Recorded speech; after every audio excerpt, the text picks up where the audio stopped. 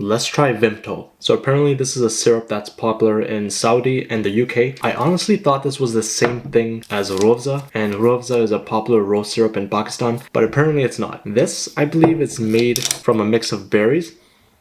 Oh, okay, oh, come on. This smells like cough syrup, I swear.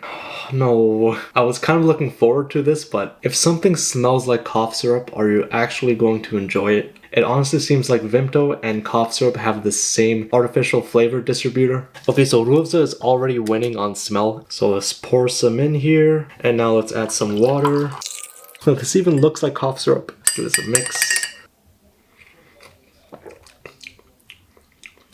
Man, it really is quite similar to cough syrup, but it doesn't have such a strong medicinal taste. Think of cough syrup, but just reduce that medicinal taste by like 90%. So it still has a bit of that medicinal taste, but the flavor is cough syrup. Cherry cough syrup to be exact. It's also reminding me of Red Bull, because Red Bull also tastes like cough syrup and I hate Red Bull. This is not it. And apparently, like Rooh-Afza, Vimto is also drunken.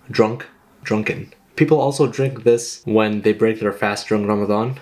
Why would you do that to yourself? After a long day of not eating, do you really want to chug this as opposed to some sweet floral Rooh-Afza? Saudis, UK mans, what are you guys doing?